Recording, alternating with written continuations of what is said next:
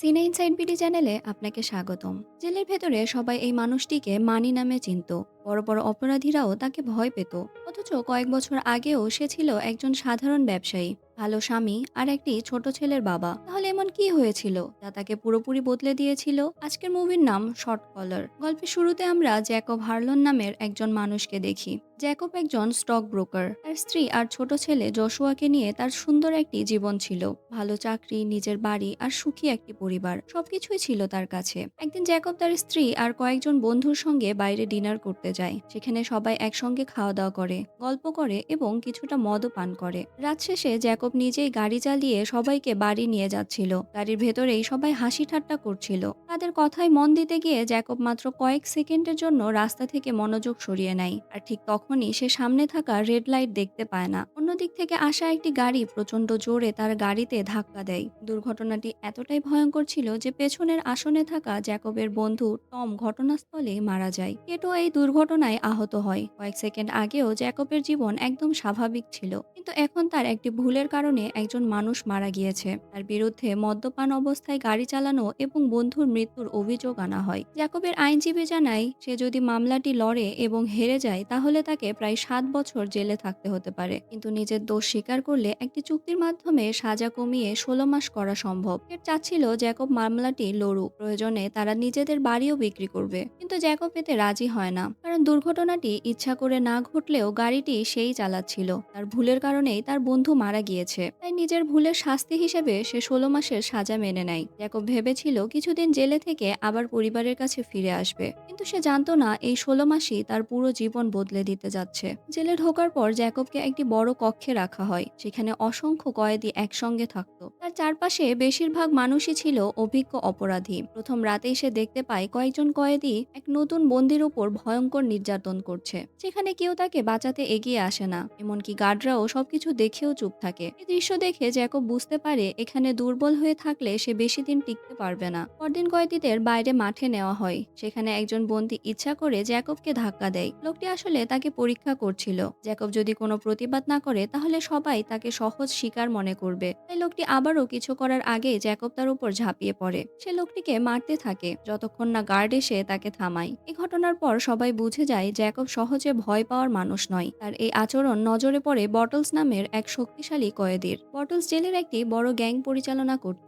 Shotgun নামে আরেকটি বন্দী জ্যাকবকে বটলসের কাছে নিয়ে যায়। বটলস তাকে বলে, এই জেলে কেউ একা নিরাপদ থাকতে পারে না, বাঁচতে হলে কোনো না কোনো দলের সঙ্গে থাকতে হবে। জ্যাকব কোনো গ্যাংয়ে যেতে চায়নি, সে শুধু নিজের সাজা শেষ করে বাড়ি ফিরতে চাচ্ছিল। কিন্তু প্রথম রাতের ঘটনা দেখার পর সে বুঝেছিল একা থাকলে তার বেঁচে থাকা কঠিন হবে। তাই নিজের নিরাপত্তার জন্য সে বটলসের গ্যাংয়ে যোগ দেয়। এখানেই তাকে একটি নতুন নাম দেওয়া হয়, Or you can go back to seeing how that lone wolf shit works out for you, Money Man.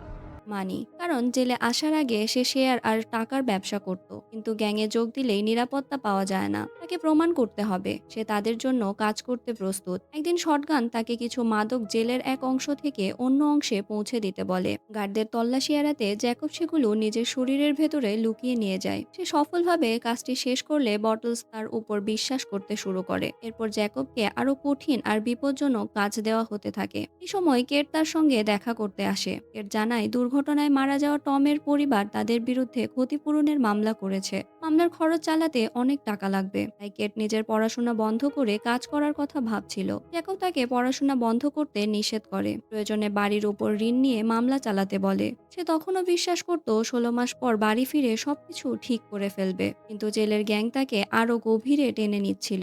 একদিন গ্যাংয়ের একজন সদস্যের বিরুদ্ধে গোপন তথ্য ফাঁস করার অভিযোগ ওঠে। জ্যাকবকে বলা হয় লোকটিকে হত্যা করতে হবে। জ্যাকব ভয় পেয়ে যায়। দুর্ঘটনায় একজনের মৃত্যু হলেও সে কখনো ইচ্ছা করে কাকে হত্যা করেনি, কিন্তু তাকে পরিষ্কার করে জানানো হয় সে যদি কাজটি না করে তাহলে পরের শিকার হবে সে নিজেই। শেষ পর্যন্ত নিজের জীবন বাঁচানোর জন্য জ্যাকব আরেক বন্দির সঙ্গে সেই লোকটির কক্ষে যায়। তারপর দুজন মিলে লোকটিকে হত্যা করে। এই ঘটনার পর জ্যাকব আর আগের মানুষটি থাকে না। সে বুঝে যায় এই জেলে প্রতিদিন তাকে বেছে নিতে হবে সে শিকার হবে নাকি শিকারী। কিছুদিন পর বিভিন্ন গ্যাংয়ের মধ্যে বড় একটি দাঙ্গার পরিকল্পনা হয়। জ্যাকব এতে অংশ নিতে চায়নি, কারণ নতুন কোনো অপরাধ করলে তার সাজা বেড়ে যাবে। কিন্তু তাকে বলা হয় গ্যাংয়ের প্রতিটি সদস্যকেই দাঙ্গায় অংশ নিতে হবে। তাকে শুধু খেয়াল রাখতে হবে যেন সিকিউরিটি সিকিউরিটি ক্যামেরাতে তার মুখ ধরা না পড়ে। দাঙ্গার দিন পুরো জেলের মাঠ যুদ্ধক্ষেত্রে পরিণত হয়। বন্দীরা লুকিয়ে রাখা অস্ত্র দিয়ে একে অপরের উপর হামলা করতে থাকে।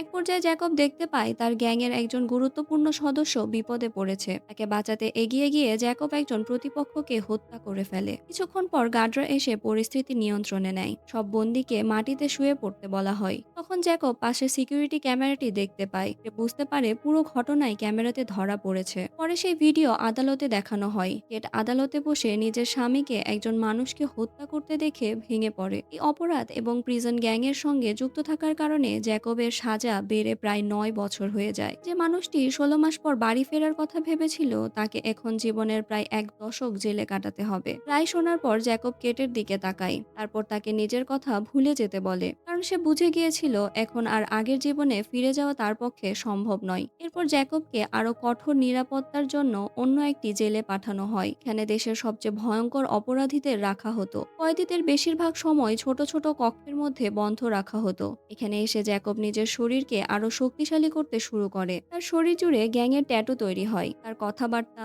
হাঁটা চলা আর তাকানোর ধরনও বদলে যায়। আগের শান্ত মানুষটির জায়গায় ধীরে ধীরে তৈরি হয় ভয়ঙ্কর মানি। এই জেলের সবচেয়ে ক্ষমতাবান বন্দীর নাম ছিল বিস্ট। সে শুধু জেলের গ্যাংই নিয়ন্ত্রণ করতো না, বাইরে থাকা গ্যাং মেম্বার আর অপরাধীদেরও সে জেলের ভেতর থেকে নির্দেশ দিত। জ্যাকব বুঝতে পারে এখানে বাঁচতে হলে বিস্টের কাছে নিজেকে শক্তিশালী প্রমাণ করতে হবে। একদিন বাইরে ছোট একটি খাঁচায় বিস্টের বিরোধী একটি বন্দীকে রাখা হয়েছিল। জ্যাকব কোনো নির্দেশের অপেক্ষা না করে লোকটির উপর হামলা করে। গার্ডরা এসে তাকে থামালেও দূর থেকে বিস্ট পুরো ঘটনাটি দেখেছিল। জ্যাকবের এই কাজ বিস্টের পছন্দ হয়। একজন দুর্নীতিগ্রস্ত গার্ডের সাহায্যে বিস্ট পরে জ্যাকবের সঙ্গে কথা বলে। এরপর ধীরে ধীরে জ্যাকব তার কাছের মানুষ হয়ে ওঠে। একসময় সে বিস্টের দ্বিতীয় গুরুত্বপূর্ণ সদস্য হয়ে যায়। এদিকে কেট তাদের সম্পর্ক শেষ করার কাগজ পাঠায়, কিন্তু পরে বোঝা যায় জ্যাকব নিজেই আগে তাকে দূরে সরিয়ে দিয়েছিল। সে ইচ্ছা করেই নিজের স্ত্রী আর ছেলের সঙ্গে যোগাযোগ বন্ধ করে দিয়েছিল, কারণ সে জানতো কেট আর জশুয়া তার সঙ্গে যুক্ত থাকলে গ্যাং তাদের ব্যবহার করতে পারে। এভাবে প্রায় ৭ বছর কেটে যায়। একসময় জ্যাকব প্যারোল পাওয়ার সুযোগ পায়।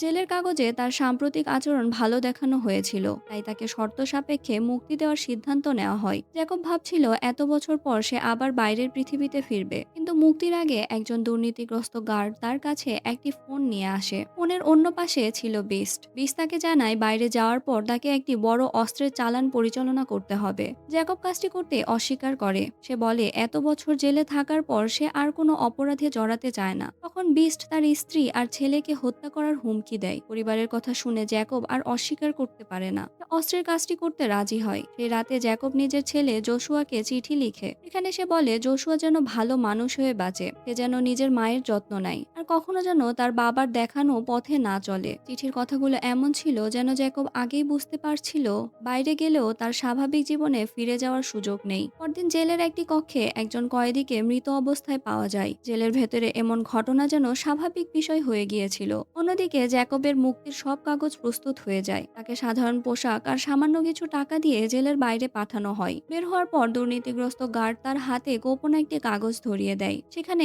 অস্ত্রের কাজের বিস্তারিত তথ্য ছিল। বাইরে শটগান তার জন্য অপেক্ষা করছিল। সে জ্যাকবকে নতুন পোশাক দেয়। এরপর হাউই নামের এক তরুণের সঙ্গে তার পরিচয় করিয়ে দেয়। হাউই আগে সেনাবাহিনীতে ছিল। তার বিরুদ্ধে বড় কোনো অপরাধের রেকর্ডও ছিল না। জ্যাকব তাকে দেখে বুঝতে পারে ছেলেটি এখনো পুরোপুরি অপরাধী হয়ে ওঠেনি। জ্যাকবের মুক্তি উপলক্ষে গ্যাংয়ের লোকেরা একটি পার্টি আয়োজন করে। সবাই সেখানে আনন্দ করছিল আর মদ পান করছিল, কিন্তু জ্যাকব নিজেকে কিছুটা দূরে রাখে। একজন মেয়ে তার কাছে এসে তার সঙ্গে ঘনিষ্ঠ হওয়ার চেষ্টা করে, কিন্তু জ্যাকব সেই মেয়েটিকে সেখান থেকে চলে যেতে বলে। কিছুক্ষণ পর জ্যাকব ওয়াশরুমে যায়, কিন্তু সে বাইরে আসার সঙ্গে সঙ্গেই চারদিকে গোলাগুলি শুরু হয়। ঘরের ভেতর আতঙ্ক ছড়িয়ে পড়ে। একজন নারী গুলিবিদ্ধ হয়ে মারা যায়। জ্যাকব মাটিতে মাটিতে শুয়ে নিজেকে বাঁচিয়ে নেয়। এরপর হাউইয়ের গাড়িতে করে সে সেখান থেকে বের হয়ে যায়। রাস্তার মাঝখানে নেমে জ্যাকব হাউইকে বলে পরদিন যেন দুটি ক্লিন ফোন নিয়ে দেখা করে। এদিকে কুচার নামের একজন প্যারোল অফিসার আগে থেকেই জ্যাকবের উপর নজর রাখছিল। সে খবর পেয়েছিল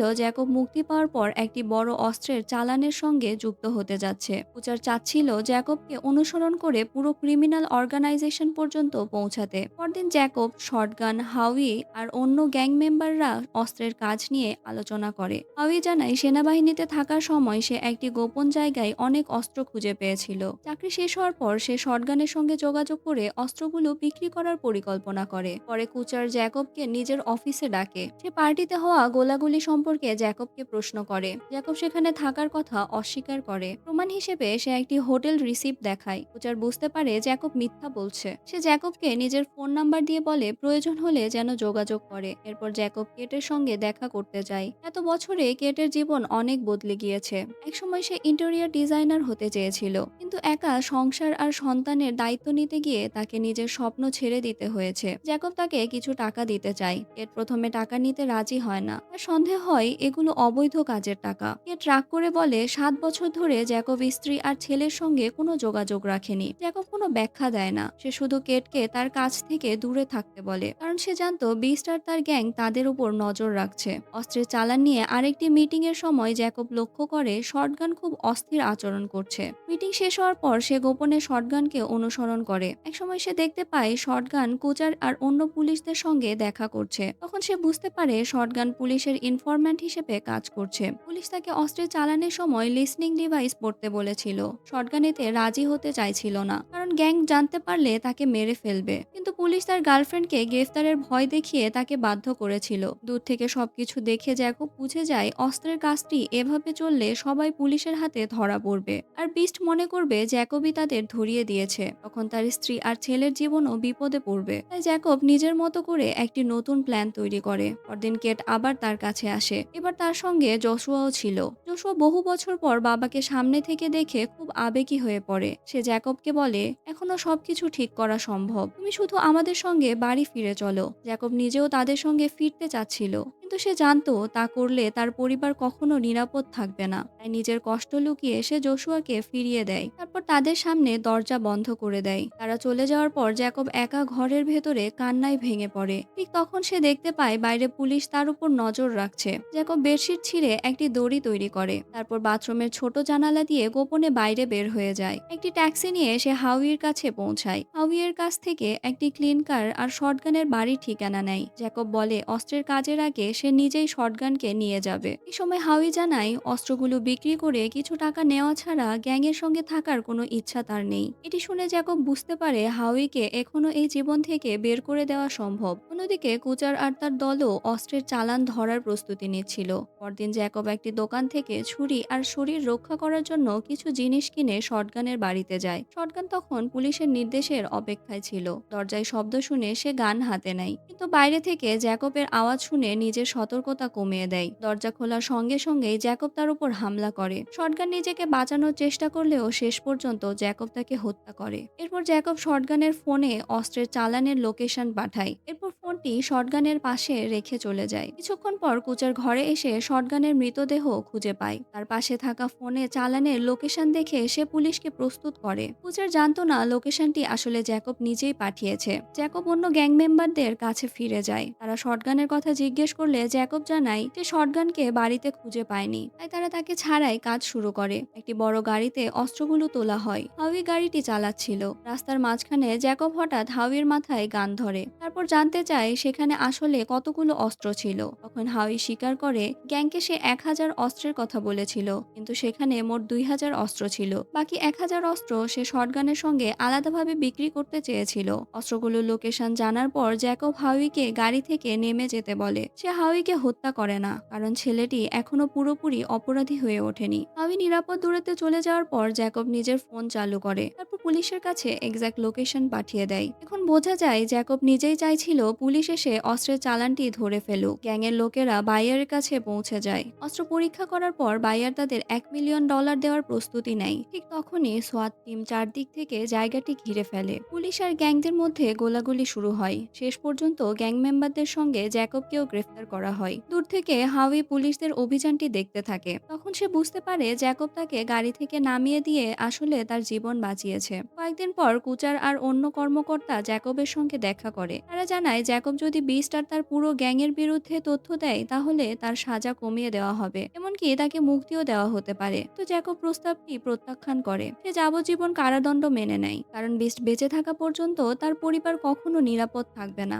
আর বিস্টকে শেষ করতে জ্যাকবকে আবার সেই জেলের ভেতরেই ফিরে যেতে হবে। জেলে প্রবেশের সময় জ্যাকব গোপনে নিজের শরীরের ভেতর একটি ছোট হ্যান্ডকাপ কি আর রেজার লুকিয়ে নেয়। বিস্ট আগেই জেনে গিয়েছিল জ্যাকব অস্ত্রের চালান পুলিশের হাতে তুলে দিয়েছে। সে এটিও জানতো জ্যাকব শটগানকে হত্যা করেছে। একজন দুর্নীতিগ্রস্ত গার্ড জ্যাকবকে বাইরে থাকা ছোট খাঁচার কাছে নিয়ে যায়। পাশের খাঁচায় বিস্ট অপেক্ষা করছিল। বিস্ট জ্যাকবকে তার বিশ্বাসঘাতকতার কারণ জিজ্ঞেস করে, কিন্তু জ্যাকব কোনো উত্তর দেয় না। তখন বিস্ট তাকে বলে বাইরে থাকা গ্যাং মেম্বারদের দিয়ে সে কেট আর জোশুয়াকে হত্যা করাবে। পরিবারের কথা শুনেই জ্যাকব নিজের প্ল্যানের শেষ অংশ শুরু করে। গার্ড খাঁচা খুলে তাকে বের করার সময় জ্যাকব লুকিয়ে রাখা কি দিয়ে নিজের হ্যান্ডকাপ খুলে ফেলে। এরপর সে গার্ডকে আক্রমণ করে, তার রেডিও ফেলে দিতে বাধ্য করে। তারপর গার্ডকে এই খাঁচার মধ্যে আটকে দেয়। এরপর জ্যাকব বিস্টের খাঁচার দরজা খুলে দেয়। বিস্ট তখন বুঝতে পারে জ্যাকব মুক্তির সুযোগ প্রত্যাখ্যান করে ইচ্ছা করে জেলে ফিরে এসেছে শুধু তাকে হত্যা করার জন্য। দুজনের মধ্যে ভয়ঙ্কর লড়াই শুরু হয়। বিস্ট শারীরিকভাবে অনেক শক্তিশালী ছিল। সে জ্যাকবকে বারবার আঘাত করতে থাকে, কিন্তু সুযোগ পাওয়া মাত্রই জ্যাকব লুকিয়ে রাখা রেজার দিয়ে বিস্টের গলায় আঘাত করে। বিস্ট মাটিতে পড়ে গেলে জ্যাকব বলে যে আমার পরিবারকে ছোঁয়ার চেষ্টা করবে সে বাঁচবে না। এরপর জ্যাকব গার্ডকে বলে রিপোর্টে লিখতে হবে বিস্ট প্রথমে তাকে আক্রমণ করেছিল আর সে শুধু আত্মরক্ষার জন্য বিস্টকে হত্যা করেছে। বিস্ট মারা যাওয়ার পর জ্যাকবই গ্যাংয়ের নতুন নেতা হয়ে যায়। তাই নিজের জীবন বাঁচাতে গার্ড তার কথায় রাজি হয়। পরে জ্যাকব একটি গোপন ফোন থেকে কুচারের কাছে মেসেজ পাঠায়। সেখানে সে হাউইর লুকিয়ে রাখা বাকি 1000 অস্ত্রের লোকেশন জানিয়ে দেয়। কুচার আর তার দল সেখানে গিয়ে অস্ত্রগুলো উদ্ধার করে। মেসেজ পাঠানোর পর জ্যাকব সিমটি নষ্ট করে ফেলে। তারপর গার্ডকে ফোনটিও ধ্বংস করে দিতে বলে। কিছুদিন পর জ্যাকব তার ছেলে জোশুয়া এর কাছ থেকে একটি চিঠি পায়। জোশুয়া লিখেছিল সে আর তার মা জ্যাকবকে ছাড়া বাঁচতে শিখে গিয়েছে। সে বাবাকে ক্ষমা করে দিয়েছে আর প্রতিশ্রুতি দিয়েছে সে নিজের মায়ের যত্ন নেবে এবং ভালোভাবে জীবন কাটাবে। চিঠি পড়ে জ্যাকবের চোখে পানি চলে আসে। সে সামনে থাকা স্ত্রী আর ছেলের পুরনো ছবির দিকে তাকায়। মাত্র কয়েক সেকেন্ডের একটি ভুল তার সুন্দর জীবন শেষ করে দিয়েছিল। আর জেল তাকে শুধরে দেওয়ার কথা ছিল, সেই জেলই তাকে ভয়ঙ্কর অপরাধীতে পরিণত করেছিল। শেষ পর্যন্ত জ্যাকব নিজের পরিবারকে বাঁচিয়েছিল ঠিকই, কিন্তু তাদের কাছে আর কোনোদিনই ফিরে যেতে পারেনি।